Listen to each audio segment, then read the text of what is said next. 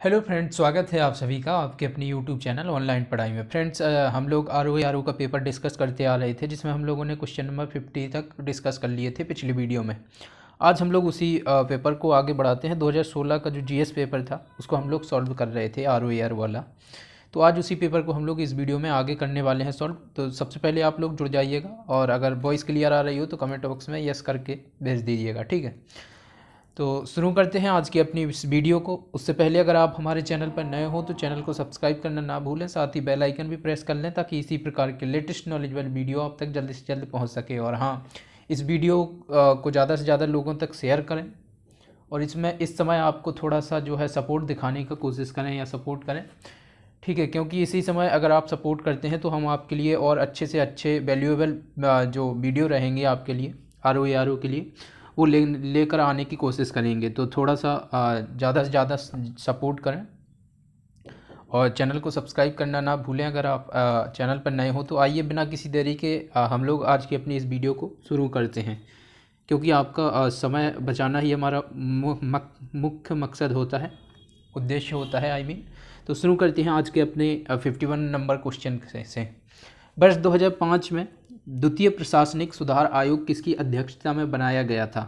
Option A है आपके पास Y V Reddy, option B है बी मोइली, या ऑप्शन सी मनमोहन सिंह, या ऑप्शन डी बी सुब्रमण्यम। थोड़ा आप कमेंट बॉक्स में कमेंट करके आपने जो आंसर्स हैं उनको इजहार करते हुए चलिएगा, ताकि एक आपका जो बेसिक या बेस पता चल सके कि हम लोग कितने तैयार हो चुके हैं एग्ज़ाम के लिए, ठीक है। चूँकि ये प्रीवियस ईयर पेपर्स हैं तो इनके आधार पर जैसा कि हम लोग एक गणना लगा के चलते हैं कि कुछ इस प्रकार के बेसिस पर प्रश्न पत्र हमारा बनेगा आने वाले समय का, ठीक है। तो क्वेश्चन नंबर 51 की अगर बात करें तो इसका जो सही आंसर है, यानी कि जो द्वितीय प्रशासनिक सुधार आयोग 2005 में किया गया था, वो बी मोइली की अध्यक्षता में बनाया गया था। किसकी अध्यक्षता में? बीरप्पा मोइली, ठीक है।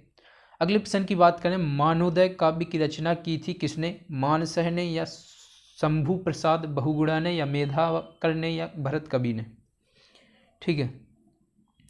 तो मानोदय काव्य की अगर बात की जाए तो यह जो रचना है यह भरत कवि के द्वारा की गई थी। अगले प्रश्न की बात की जाए, पुरुषोत्तम पंत को किस राजा द्वारा पुरस्कृत किया गया था? रुद्रचंद के द्वारा, या कल्याण चंद के द्वारा, या लक्ष्मी चंद के द्वारा, या उद्योग चंद के द्वारा?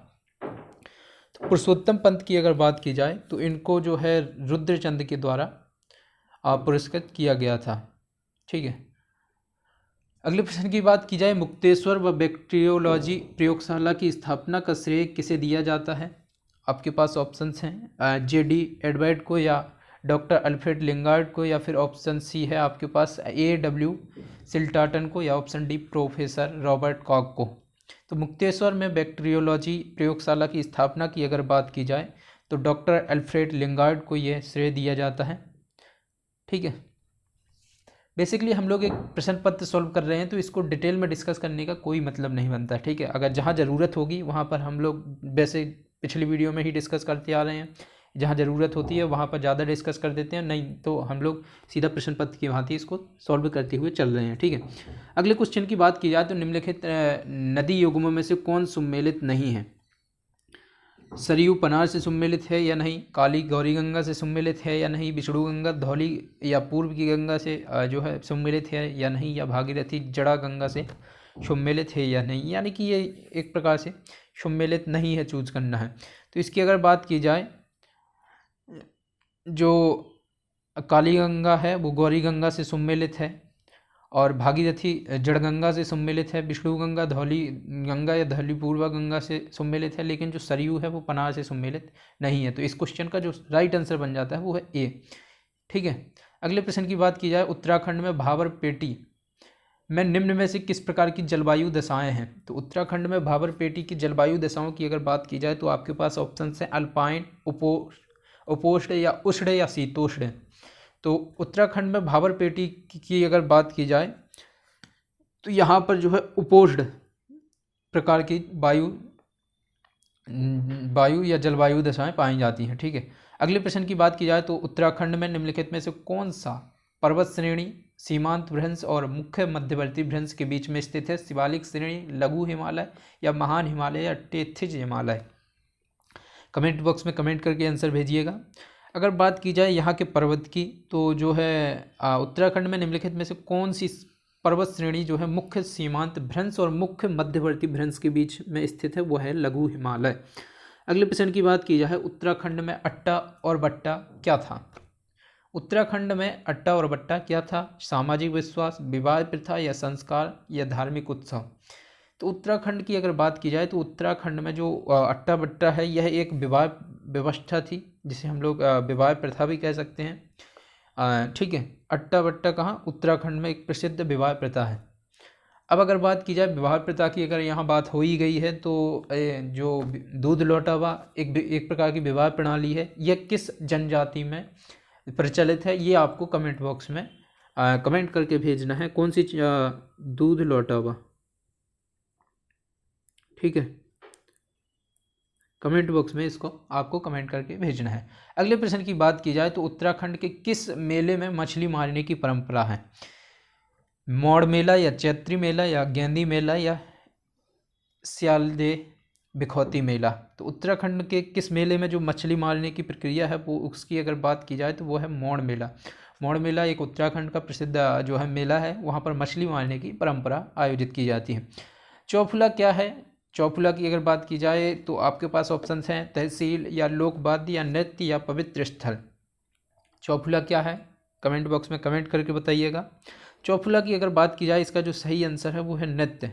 चौफुला एक प्रकार का नृत्य है। ठीक है,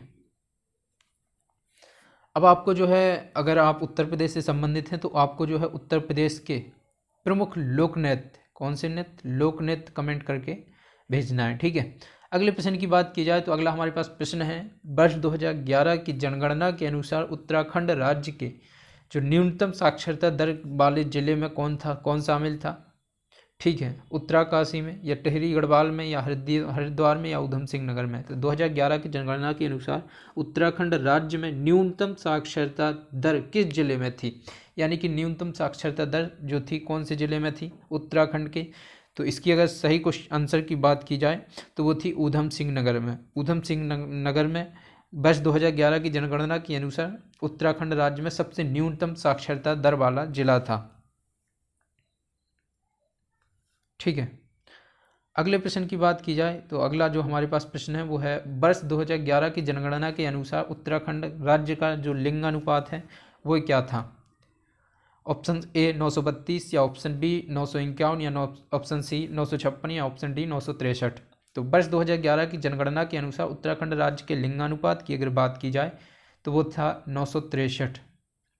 यहाँ बात अगर की गई है जनगणना के बारे में, तो जनगणना के लिए आपके पास एक और क्वेश्चन हम लोग ऐसे ही क्रिएट करते हैं कि जो जनगणना है वो प्रति व्यक्ति कितने पर काउंट की जाती है? 100 पर या फिर 1000 पर या फिर 10,000 पर या फिर 1 लाख पर? ठीक है, तो ये आपको कमेंट बॉक्स में कमेंट करके भेजना है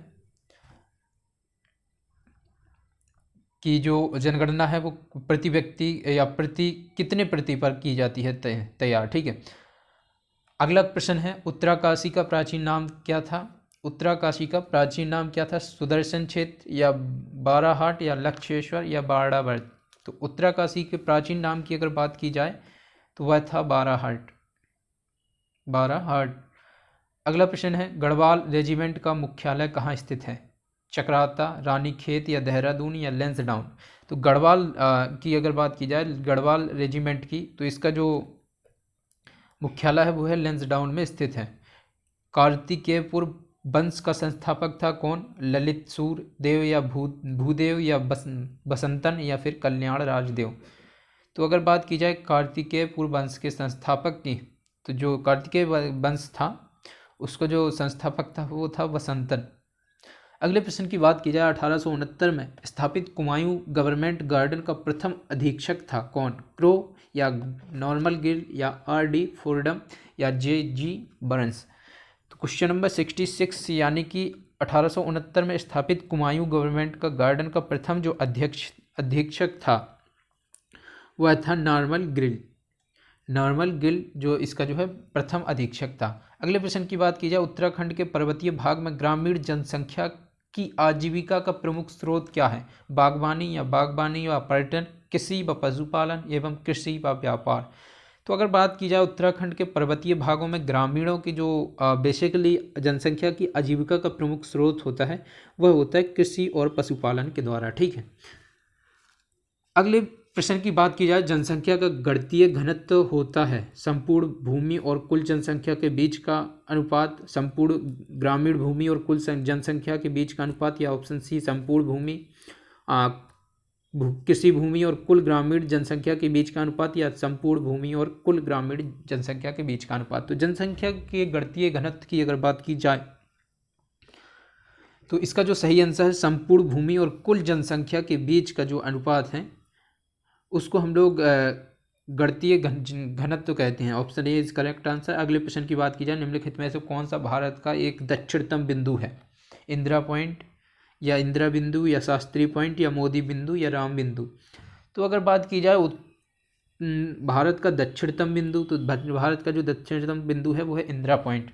अब आपको कमेंट बॉक्स में कमेंट करके बताना है कि जो भारत की उत्तर से दक्षिण तक की लंबाई कितनी है और पूर्व से पश्चिम तक की लंबाई कितनी है, एवं पूर्वी पॉइंट और पश्चिमी पॉइंट, उत्तरी पॉइंट और दक्षिणतम बिंदु हम लोगों ने डिस्कस कर ही लिया। ये कमेंट बॉक्स में आपको कमेंट करके बताना है। अगला प्रश्न है हमारे पास जो है, भाखड़ा नांगल बांध की ऊंचाई कितनी है? भाखड़ा नांगल बांध जो है उसकी ऊंचाई आपको कमेंट करके बताना है। 406 मीटर, या 316 मीटर, या 226 मीटर, या 186 मीटर। तो भाखड़ा नांगल जो बांध है उसकी अगर बात की जाए तो 226 मीटर इसकी जो है ऊंचाई है।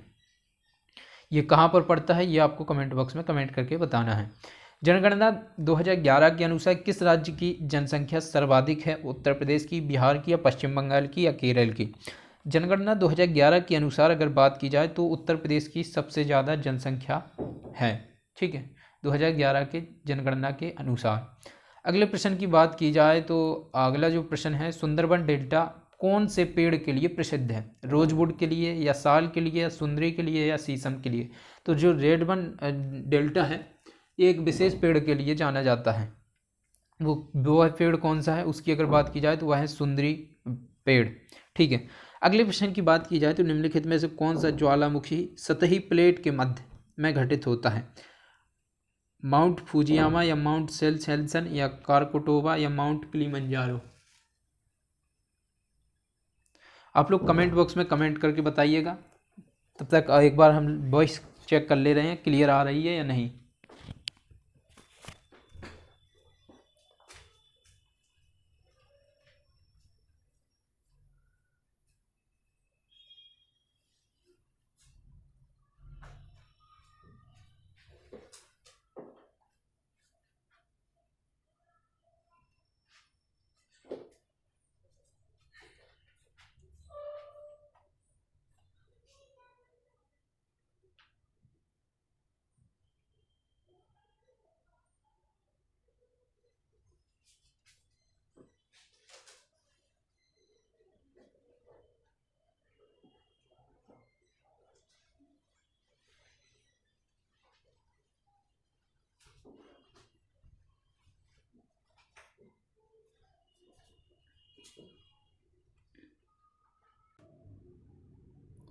तो अब अगर बात की जाए क्वेश्चन नंबर 73 की, कि जो ज्वालामुखी सतही प्लेट के मध्य में घटित होते हैं उनकी अगर बात की जाए तो वह है माउंट सेंट हेल्सन। ठीक है। अगले प्रश्न की बात की जाए, अगला प्रश्न है हमारे पास, पृथ्वी पर अधिकतर निरंतर परमाफ्रास्ट जो पाए जाते हैं वो कहाँ पर पाए जाते हैं? अत्यधिक ऊंचाई वाले पर्वतीय वातावरण में, या अंटार्कटिका में, या उत्तरी अमेरिका एवं साइबेरिया में, या ग्रीनलैंड में? तो जो पृथ्वी पर अधिकतर जो निरंतर परमाफ्रास्ट पाए जाते हैं इनकी अगर बात की जाए तो वह पाए जाते हैं अंटार्कटिका में। अगला प्रश्न हमारे पास, अगले प्रश्न की बात की जाए तो न्यूनतम वृद्धि वाला बायोम है वह क्या है? सवाना, या टैगे, या चपारल, या टुंड्रा? तो जो न्यूनतम वृद्धि वाला बायोम है वह है चपारल। ठीक है। अगले प्रश्न की बात की जाए, अगला प्रश्न है, जैरोफाइटिक वनस्पति अधिकतर पाई जाती हैं टुंड्रा एवं टैगब प्रदेशों में। या मध्य अक्षांशों एवं भूमध्य सागर वनों में, या घास के मैदान एवं मरुस्थलियों में, या शबाना एवं उष्ण वर्षा वाले वनों में। तो अगर बात की जाए जेरोफाइटिक वनस्पति की, तो जेरोफाइटिक जो वनस्पति है वह टुंड्रा एवं टैगा प्रदेशों में अधिकतर पाई जाती है।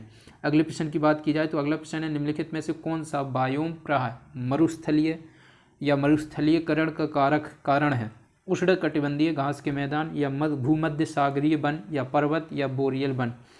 तो जो बायोम प्राय मरुस्थल का कारण है वो है बोरियल वन। अगले प्रश्न की बात की जाए तो दक्षिण पूर्व एशिया में ग्रीष्मकालीन मानसून के दौरान मौसम प्राय साफ एवं शुष्क रहता है। हवाएं जो मध्य एशिया से दक्षिण की ओर प्रवाहित होती हैं, या हवाएं हिंद महासागर से एशिया महाद्वीप की ओर प्रवाहित होती हैं, या हवाएं निम्न वायुदाब से उच्च वायुदाब की ओर प्रवाहित होती हैं। तो अगर बात की जाए दक्षिण पूर्व एशिया में ग्रीष्मकालीन मानसून के दौरान, तो जो है हवाएं हिंद महासागर से एशिया महाद्वीप की ओर जो है प्रवाहित होती हैं, यानी कि option C is correct answer. अगले प्रश्न की बात की जाए तो मानव का जो परमाफ्रॉस्ट पर प्रभाव है सम्मिलित करता है किसको? परमाफ्रॉस्ट की गहनता को बढ़ाता है, या परमाफ्रॉस्ट जोन को धीरे धीरे ध्रुव की ओर खिसकाता है, या परमाफ्रॉस्ट को जानवरों से बचाना होता है, या तापीय अपरदन को प्रेरित करना होता है। तो अगर बात की जाए परमाफ्रॉस्ट को, इस पर मानव का परमाफ्रॉस्ट पर प्रभाव जो है सम्मिलित करते हैं, तो इसकी अगर बात की जाए तो यह जो है परमाफ्रॉस्ट जोन का धीरे धीरे ध्रुव की ओर खिसकना होता है। ठीक है, अगले प्रश्न की बात की जाए तो अगला हमारे पास प्रश्न है, बोरियल वन पर्यावरण का संपूर्ण महत्वपूर्ण वनस्पति जो संसाधन है वो कौन सा है? गेहूं, या वन्य उत्पाद, या नींबू वंश फल, या प्राकृतिक रबर। तो बोरियल वन पर्यावरण का सबसे महत्वपूर्ण जो वनस्पति संसाधन है वह कौन सा है? उसकी अगर बात की जाए तो वो है नींबू वंश एवं जो नींबू वंश और फल हैं, यह जो है बोरियल वन पर्यावरण का सबसे महत्वपूर्ण वनस्पति संसाधन है। अगले प्रश्न की बात की जाए तो जो अगला प्रश्न है हमारे पास वो है, निम्न में से कौन सा भू संतुलन का उदाहरण है? अंडमान निकोबार जो अंडमान द्वीप समूह का निर्माण है, यह भू संतुलन का उदाहरण है, या पथरीले पहाड़ों का निर्माण, यह भू संतुलन का उदाहरण है, या मिमीसीपी मुहाने का संकुचन है, या फिर सैन एंड्रियास भ्रंश। तो अगर बात की जाए भू संतुलन के उदाहरण की तो वो है, उसका सबसे अच्छा एग्जाम्पल है सैन एंड्रियास भ्रंश। ठीक है, अगले प्रश्न की बात की जाए, निम्नलिखित में से कौन सा एक प्रोग्रामिंग भाषा नहीं है? तो आपके पास ऑप्शंस हैं बीबी, या फिर सी, या फिर ओरेकल, या फिर जावा।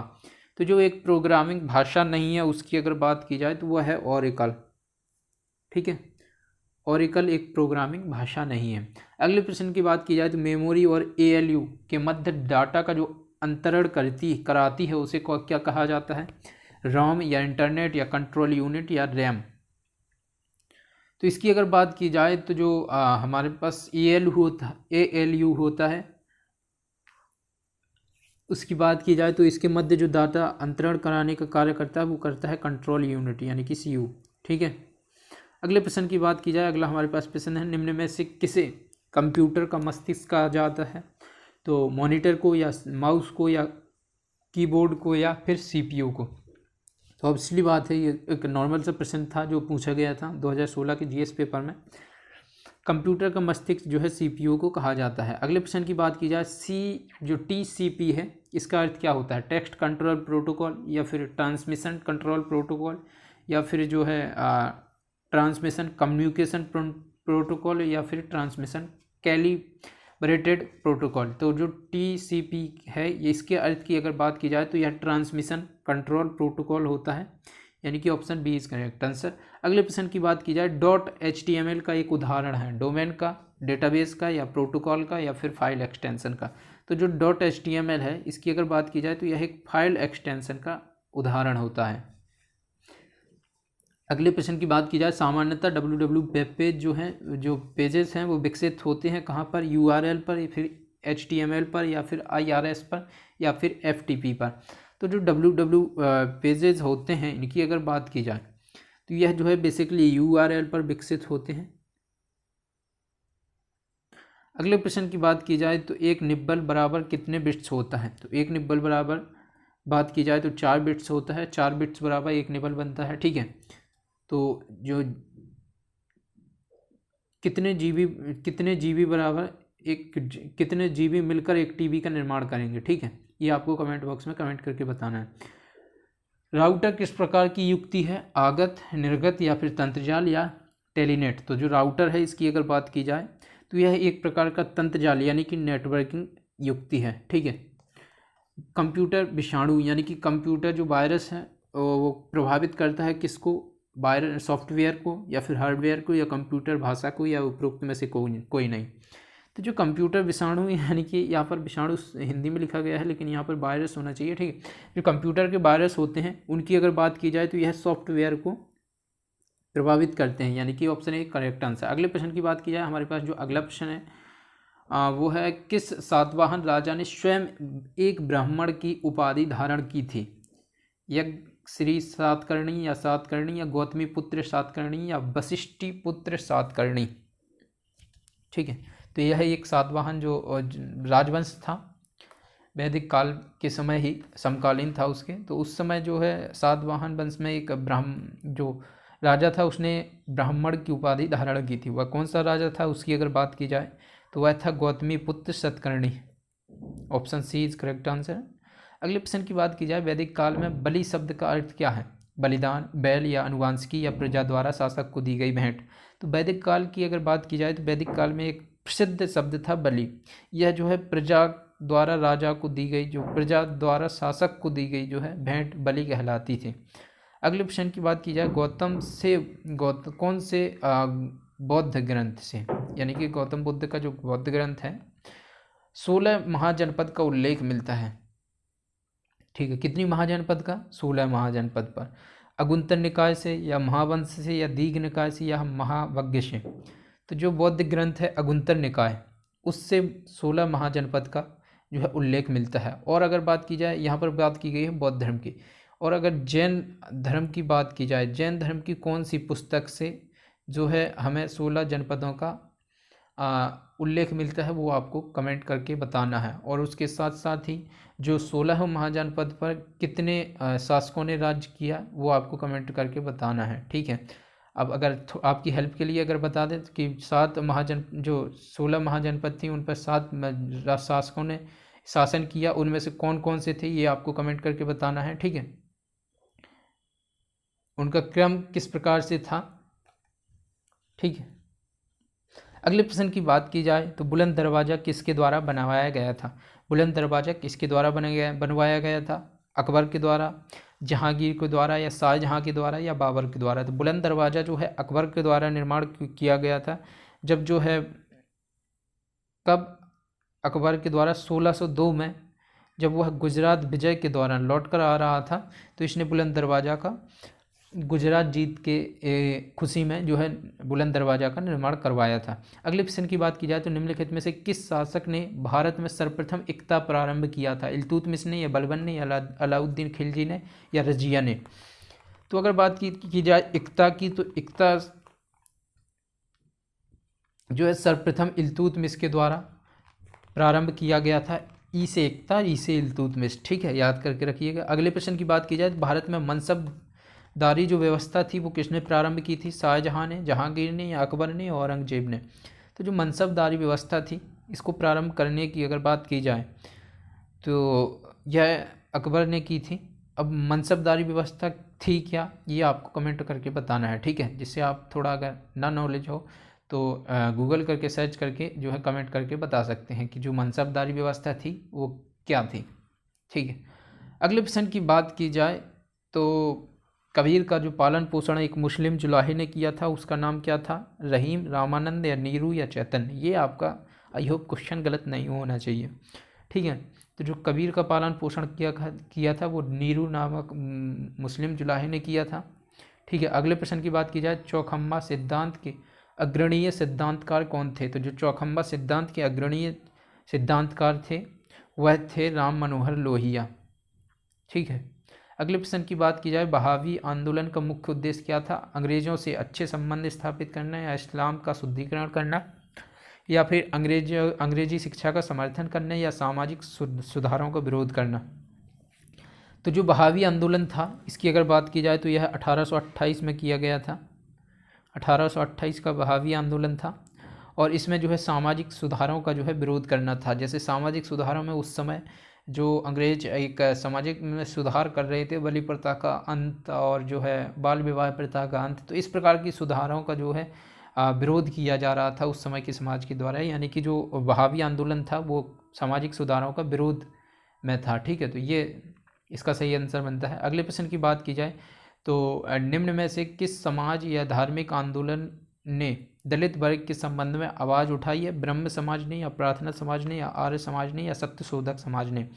तो अगर बात की जाए धार्मिक आंदोलन में दलित वर्ग के संबंध में आवाज़ उठाने वाले जो थे वह था सत्यशोधक समाज। सत्यशोधक समाज के संस्थापक कौन थे ये आपको कमेंट करके बताना है। अगले प्रश्न की अब हमारे पास यहाँ पर प्रश्न खत्म होते हैं, क्योंकि जीएस में 100 क्वेश्चन ही पूछे जाते हैं। ठीक है, 40 जो प्रश्न रहेंगे वो क्या बोलते हैं, उससे रीजनिंग से संबंधित हो जाते हैं और थोड़ा बहुत नॉर्मल मैथ से संबंधित हो जाते हैं। तो हमारी जो जीएस का पेपर था 2016 वाला, क्वेश्चन नंबर 100 हम लोगों ने इस वीडियो में सॉल्व कर लिए हैं। अब हम लोग अगली वीडियो में जो है अगला पेपर लेकर आएंगे। ठीक है, तो कैसी लगी हमारी वीडियो कमेंट करके ज़रूर बताइएगा। मिलते हैं ऐसी किसी अगली वीडियो के साथ। हाँ, अगर आप हमारे चैनल पर नए हो तो चैनल को सब्सक्राइब करना ना भूलें, साथ ही बेल आइकन भी प्रेस कर लें ताकि इसी प्रकार के लेटेस्ट नॉलेजेबल वीडियो आप तक जल्द से जल्द पहुंच सकें। और हाँ, थोड़ा सा जो है आप लोग ज़्यादा से ज़्यादा शेयर करें और सपोर्ट करें ताकि जो है आप तक रेगुलर वीडियो आ सकें। धन्यवाद।